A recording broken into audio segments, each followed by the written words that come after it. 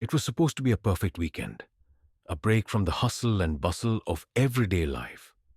Peace, quiet, and snow.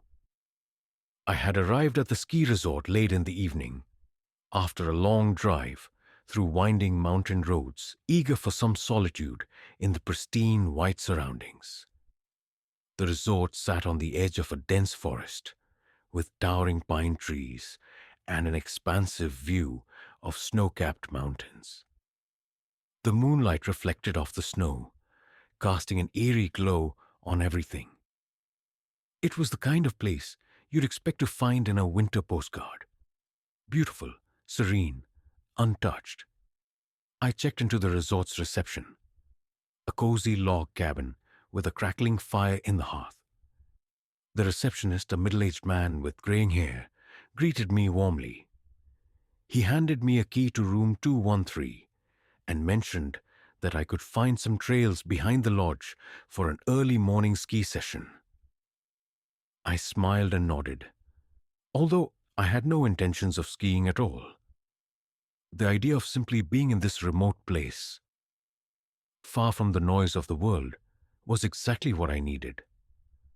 After grabbing my things, I made my way up to my room. The hallway was dimly lit, the faint hum of old lights echoing in the quiet. As I walked, I noticed the wooden floors creaking under my boots, their sound amplified in the stillness. My footsteps echoed, reminding me of how alone I was here. There wasn't another guest in sight, no one around to disturb the peace. The room was small, cozy, but it had an antique charm to it. Old wood paneling on the walls, a brass bed frame, and a heavy velvet curtain that blocked the view of the snowy night outside. The windows were fogged over from the cold, and the only light came from the soft glow of a desk lamp.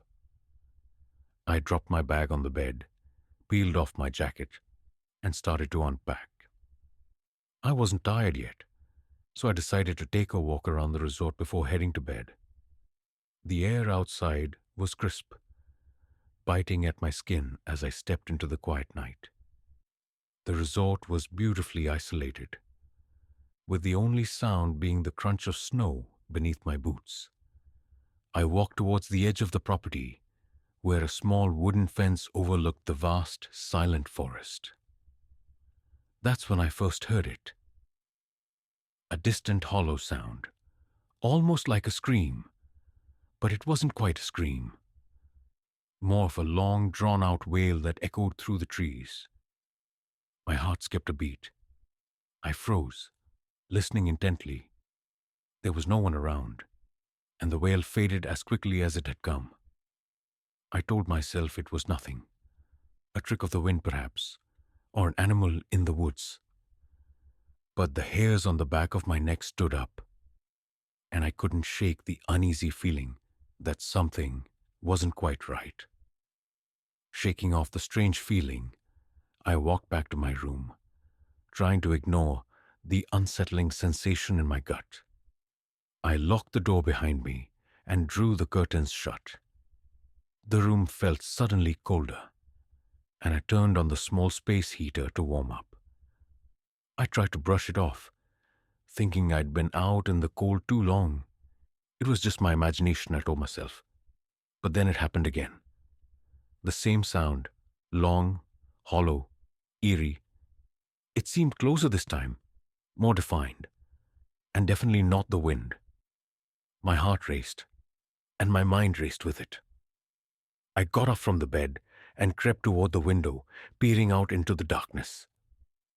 The snow was falling heavier now, covering everything in a blanket of white.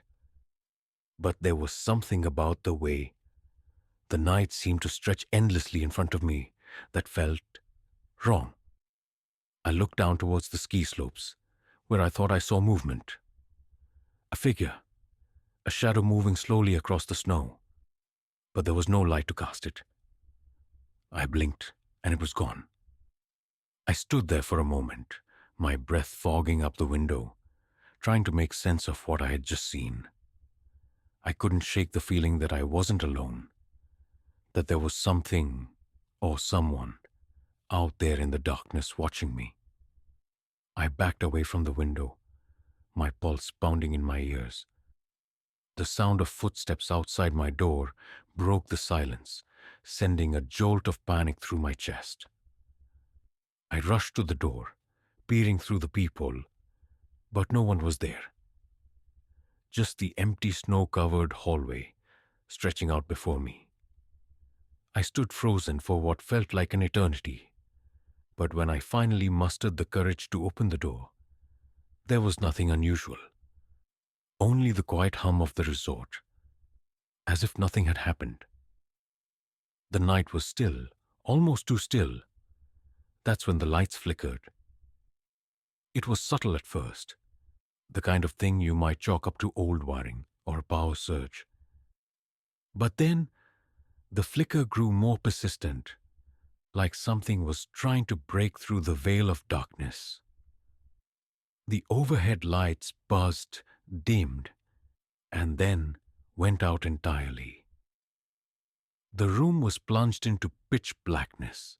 I grabbed my phone from the bedside table, using its flashlight to navigate. I couldn't help but feel a creeping dread settle in my chest. The silence now felt oppressive, almost like the air was thick with something I couldn't quite see or touch. I moved cautiously toward the light switch, but before I could flip it, I heard something. A soft knock. It came from the door. A single knock, slow and deliberate. My breath caught in my throat, and I stood motionless, trying to process what had just happened. Who could be knocking at my door at this hour? I didn't know what to do. I wasn't expecting anyone, and no one had checked in after me. For a moment, I considered ignoring it. Perhaps it was a prank, or someone who had gotten the wrong room. But something told me that wasn't the case. The knock came again, louder this time, more urgent. I stepped back slowly, my eyes fixed on the door, as if waiting for it to open by itself. The seconds stretched on like hours, and I felt my pulse quicken. Whatever was on the other side of that door wasn't normal. That's when I noticed it. The faint, almost imperceptible sound of whispering coming from beyond the door. I froze. The whispering was low and unintelligible, like a conversation happening just out of reach, but with a sense of urgency. It was as if someone, or something, was trying to tell me something, but I couldn't make out the words. The whispers grew louder, more frantic, and that's when I realized with a shock. It wasn't just one voice. It was many, and they were all saying my name. My heart pounded in my chest as I backed away from the door, my mind racing. There was something deeply wrong with this place, something that I couldn't explain. I could feel it in my bones now. The knocking continued, followed by the whispers, all calling to me from the other side of the door. It was as if the very walls were alive, closing in around me. I wasn't sure how much longer I could stand it. My head was spinning, and every instinct I had told me to run. Run far away from this place. But there was no escape. Not tonight. The terror of being trapped in this eerie, haunted resort had just begun. It was a cold morning when things started to take a sharper turn toward the inexplicable. The first night had shaken me, but the sun had risen, and with it, the hope that the unsettling experiences would be left behind. The crisp morning air and the bright, seemingly welcoming slopes made me believe that maybe the fear I had felt the previous night was just a trick of the mind. But little did I know, the horrors were only just beginning, and what followed would unravel something far darker than I could ever have imagined. After a quick breakfast, I decided to join a group of guests who were setting out for a ski session. There was a buzz in the lodge as people excitedly gathered their equipment and prepared to head out. I tried to shake off the previous night's events and tell myself that it was just the old building, creaking and shifting with the weather. But there was something in the back of my mind that kept pushing me to stay alert. The ski resort, perched at the edge of the mountains, offered breathtaking views. As I made my way up the lift with a group of strangers, I overheard one of them, a woman in her mid-30s, sharing an eerie story about her last visit here. "There was this cabin I stayed in," she said, her voice trembling slightly. "Cabin 15, the one closest to the woods. It was supposed to be a quiet getaway. But every night, I'd hear the sound of someone walking around the cabin. Slow steps, like someone was pacing back and forth. It sounded like it was coming from the upstairs, but when I checked, there was no one there." Her eyes darted nervously around, as if she was trying to dismiss the thoughts that surfaced. I kept hearing it every night, but when I looked, the place was empty. I even checked the locks, just in case. But the next night, it was the same thing. I nodded politely, but couldn't help feeling the hairs on the back of my neck rise. I thought it was just a local legend, something people told each other to make the experience more thrilling. But the way she spoke made it sound too real, too vivid to dismiss as just a tall tale. By the time I reached the summit, the icy winds and the sheer size of the slopes had brought a welcome distraction from my lingering unease.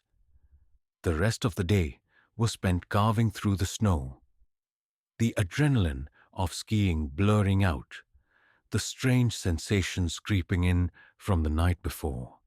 But as the afternoon began to fade, so did the distraction. I had taken the lift back down alone, as the group I had skied with decided to spend the evening in the bar. The setting sun cast long, distorted shadows across the lodge, and as I walked through the corridor back to my room, the old creaking floors seemed to groan louder than usual, like the building was coming alive around me. The further I ventured down the hall, the colder the air grew.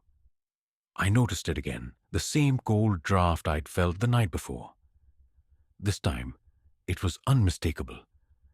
The hair on my arms stood on end as I stepped into the hallway, the temperature plunging with each step I took. It was a strange kind of cold, like being submerged in ice water. Yet there was no breeze, no open window.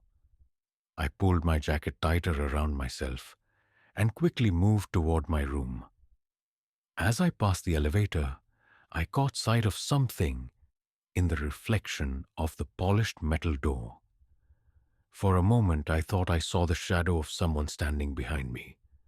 But when I spun around, there was no one there. I rushed to my room, desperate to shake the feeling that someone, or something, was watching me.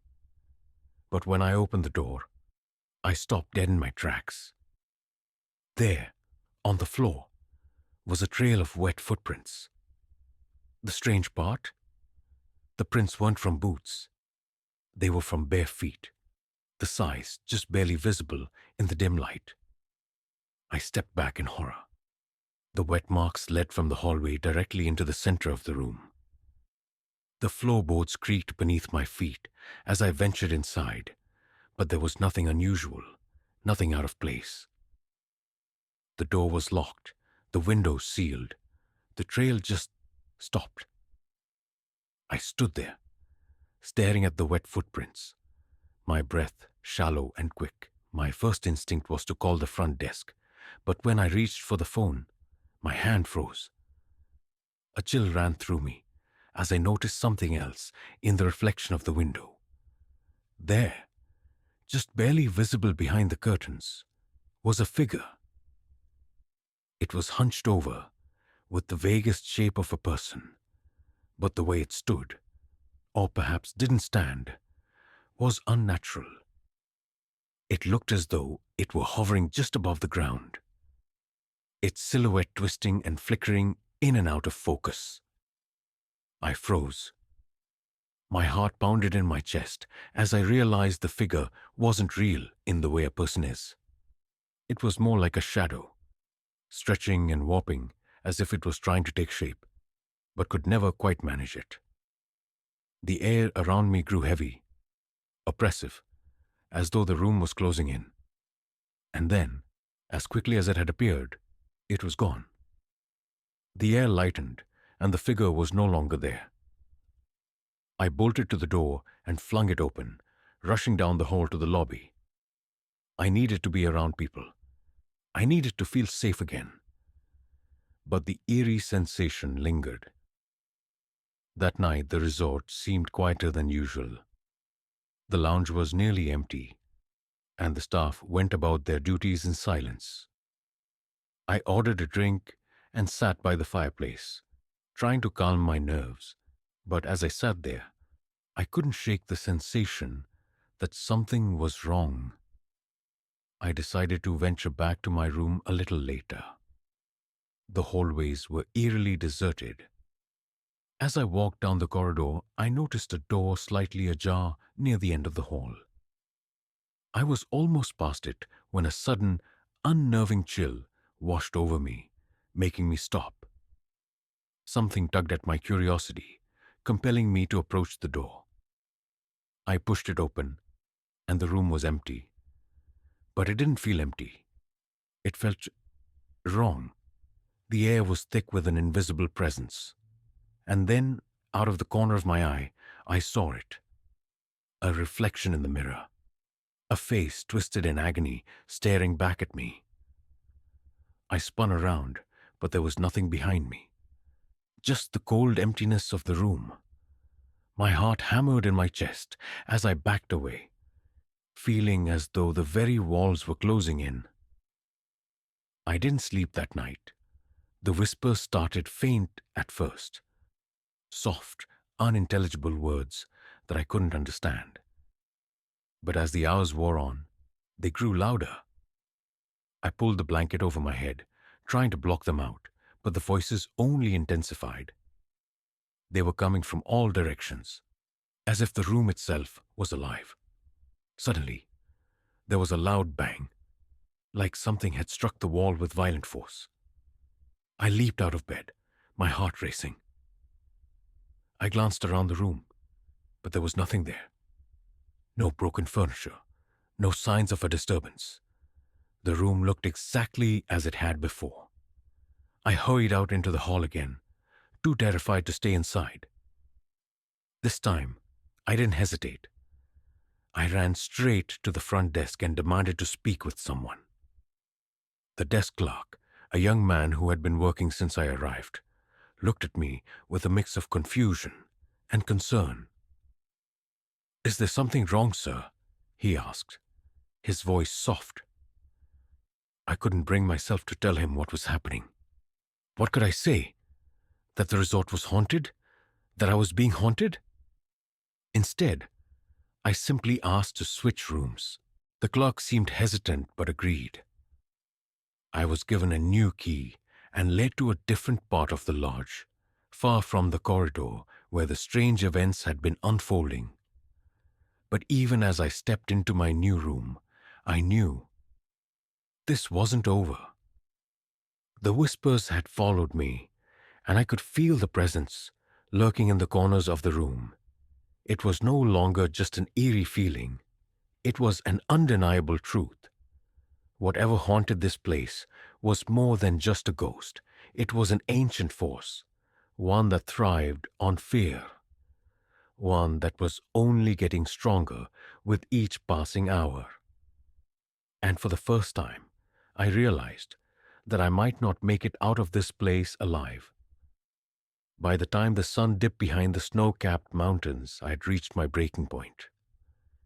The strange occurrences were no longer just an unsettling series of noises or fleeting glimpses in mirrors. They were tangible, real, and they were relentless. I couldn't ignore it any longer. Something dark was tied to this place, something far older than the resort itself. The very air in the lodge had taken on a weight, pressing down on me like an unseen hand. Each night had gotten worse, each day a battle against an invisible force that seemed to grow stronger the longer I stayed. I couldn't escape the sense that whatever haunted the ski resort had its eyes on me, studying me, waiting for the right moment to strike. That night, I couldn't stand the isolation anymore. I had to know what was happening, what had happened to this place. I decided to take a step I had been avoiding for days. I would confront the truth, no matter how terrifying it might be. I made my way to the resort's front desk, determined to find out more about the history of the place. The clerk, who had grown used to my frequent requests for help, looked up from his paperwork with a tired but knowing expression. It seemed he had been expecting me. "Can I help you again?" he asked, his voice carrying a strange tone, as if he knew what I was about to ask. I leaned in, my voice barely above a whisper. "Tell me everything you know about this place. The history, the stories, the truth." The clerk hesitated for a long moment before he finally nodded. He glanced around the lobby, making sure no one was within earshot, then gestured for me to follow him. "Come with me," he said quietly. And I did, feeling a mixture of fear and curiosity gnawing at my insides. He led me down a narrow, dimly lit hallway to a door at the back of the building, one that I had never noticed before. The door creaked open, revealing a small, dusty office filled with old files and yellowing maps. This room looked like it hadn't been touched in years. "Have a seat," the clerk said, gesturing to a chair beside a wooden desk. I sat down, my heart pounding in anticipation. This was it. I would finally learn the truth. The clerk rummaged through a drawer and pulled out a thick folder. He placed it in front of me, and I could see immediately that it was filled with old documents, photographs, newspaper clippings, and handwritten notes. My eyes scanned the first page, which had a faded black and white photograph of the resort from its early days. But it wasn't just the resort that caught my attention. It was the shadowy figure in the background, half hidden by the trees. "This place," the clerk began, his voice quiet but steady, "has always had a dark history. It was built on land that was once home to a small mining town. But that town, along with its people, disappeared one winter night. No one knows exactly what happened, but it's said that something, or someone, didn't want them to leave." My pulse quickened. "What do you mean? Who didn't want them to leave?"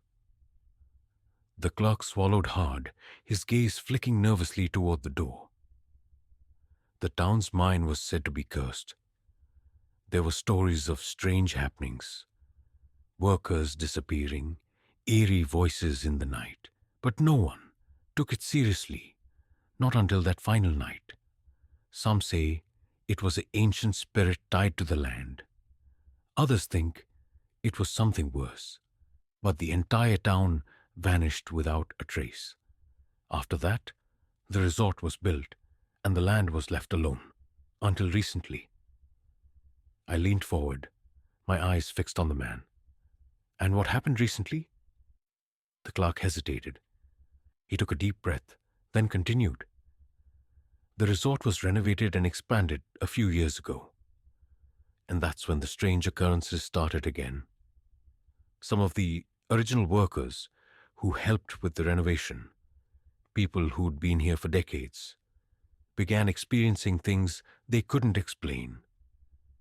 They'd hear footsteps when no one was around, see figures in the mirrors, feel cold spots. But what's worse, some of them, they disappeared. I felt a chill run down my spine. Disappeared? The clerk nodded solemnly. They vanished without a trace, just like the people from the old mining town. But it didn't stop there. People started reporting seeing things. Shadowy figures in the windows, objects moving on their own. It's as if the spirit of the mine, or whatever was trapped here, has never left, and it's angry. A deep sense of dread washed over me. It was no longer just the feeling that something was wrong. It was a certainty. This place was haunted by something far more than just restless souls. It was a force, ancient and malevolent, bound to the land itself. I took the folder from the desk, flipping through the pages as the clerk continued his story. There were more photographs, more accounts of strange events, but one particular photo caught my attention. It was a group of miners, taken just days before they vanished. In the background, I saw a figure, a tall, cloaked shadow standing at the edge of the mine. The figure's face was obscured, but there was something about its posture, its presence, that made my blood run cold. "That's it," I whispered. "That's the same figure I saw." The clerk nodded, his face pale. "That's what we believe. The figure in the photo. He's the one they say still haunts this place. Some call him the Watcher. He's not a ghost, not in the traditional sense. He's something else, something older. And he's not content to simply watch anymore. He's trying to take the resort back." I couldn't speak. The realization hit me like a ton of bricks. This was no ordinary haunting. This was something far more dangerous, far more powerful. The spirit, or whatever it was, had been waiting for someone to awaken it. And now that I was here, it was making its move, but I couldn't leave. I was trapped in this nightmare, just as the others before me had been. The clerk's voice broke through my thoughts. "You need to leave. Get out while you can," he urged, his eyes wide with fear. "It's too late for me, but you still have a chance." But as he spoke, I heard something in the hallway. Footsteps, slow, deliberate, echoing through the quiet hall. I looked up, and for the briefest moment, I saw a shadow moving outside the office door. It was him, the Watcher. Without thinking, I bolted from the chair and ran toward the door. But as I reached for the handle, the door slammed shut. The sound was deafening, and the room grew darker, colder. The clerk was gone. I was alone. Then, in the stillness, I heard it. The whispering voices, growing louder, closer. They seemed to surround me, as if the walls themselves were closing in. I turned, trying to find an escape, but the room was no longer familiar. It had changed. The walls seemed to stretch and warp, and the very air felt thick, as if I were drowning in it. And then, through the shifting darkness, I saw the figure, the Watcher. His form was towering, shifting, and every movement he made sent a wave of terror through my body. His face, if it could even be called a face, was twisted in a grotesque mockery of a human's. His eyes burned with a cold, unfeeling hatred. I couldn't breathe, couldn't move. The room had become a prison. And as the Watcher took a step forward, I realized there was no escape. Not from him, not from this place. I had uncovered the truth, but in doing so, I had sealed my fate. The resort wasn't haunted by lost souls. It was a prison, built upon ancient dark power, and I was its newest prisoner. And soon, I would join the others who had vanished before me. The Watcher was waiting for me to make my final move. The only thing left was whether I would be swallowed by the darkness or become part of it, forever trapped in the resort's haunted past. The chill that had once been merely unsettling now gripped my very soul. The air felt suffocating, as though the walls of the resort itself were closing in, pushing against me from all sides.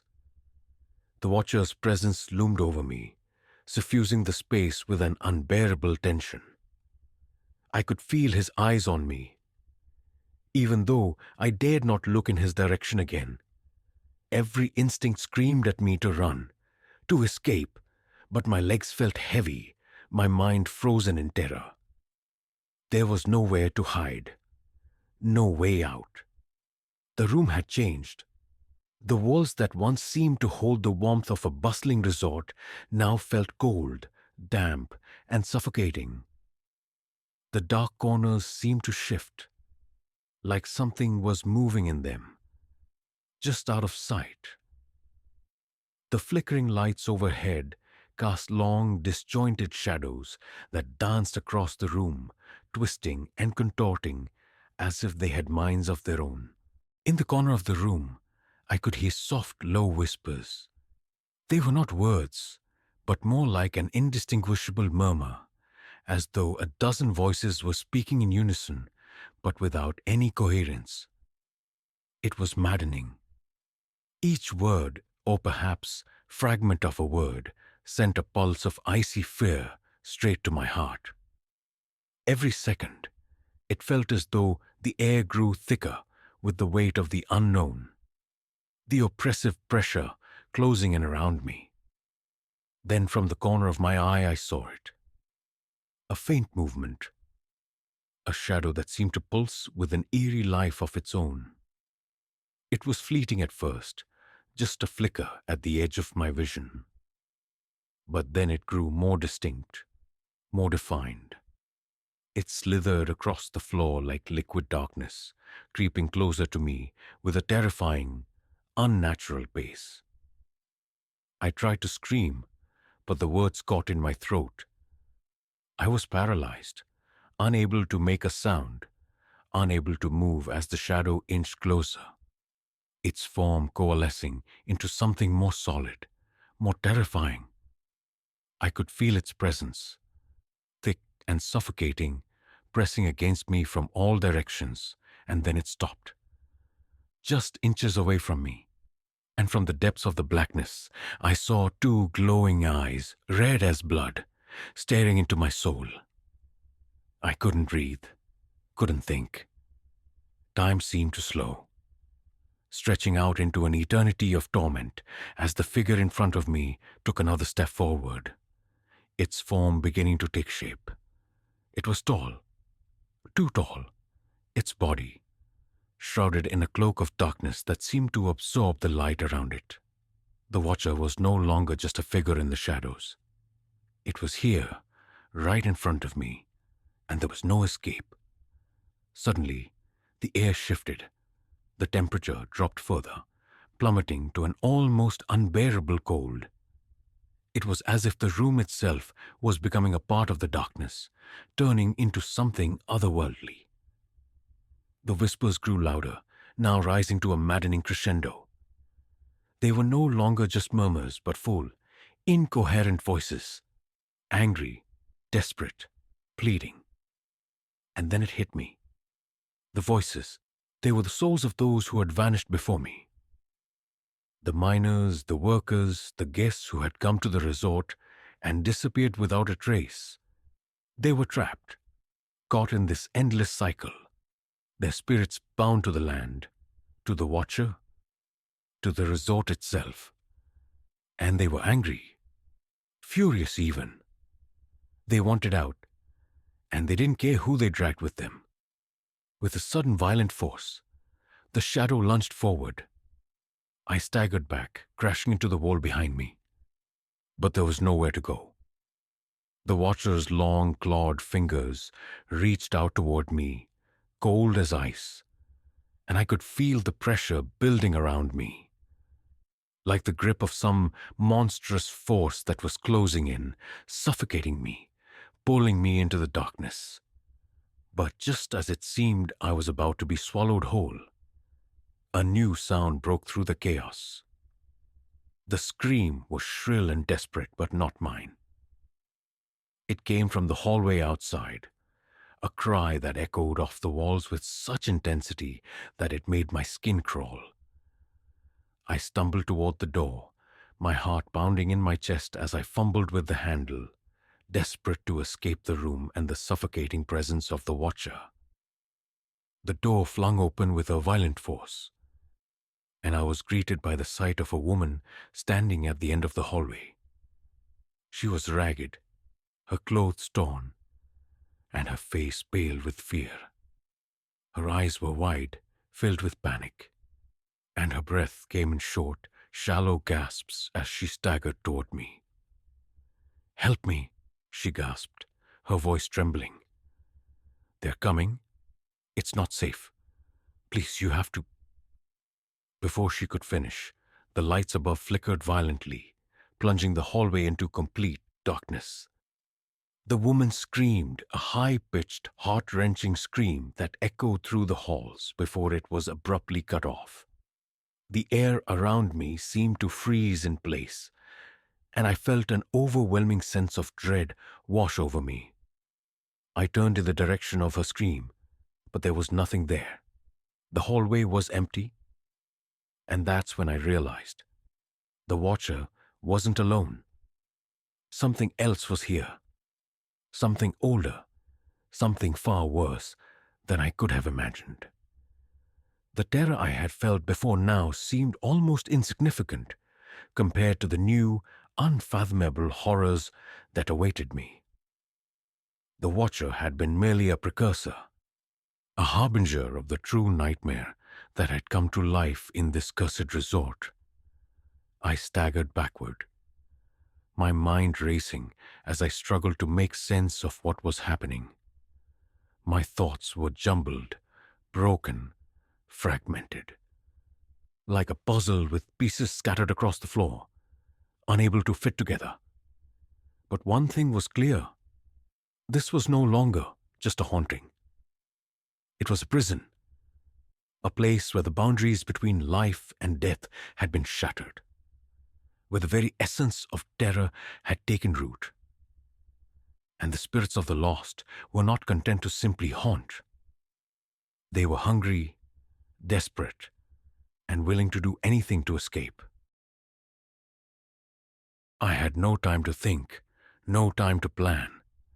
I could feel the ground beneath me shift, as though the very foundation of the resort was crumbling away, sinking into something far darker, far more malevolent than I could comprehend.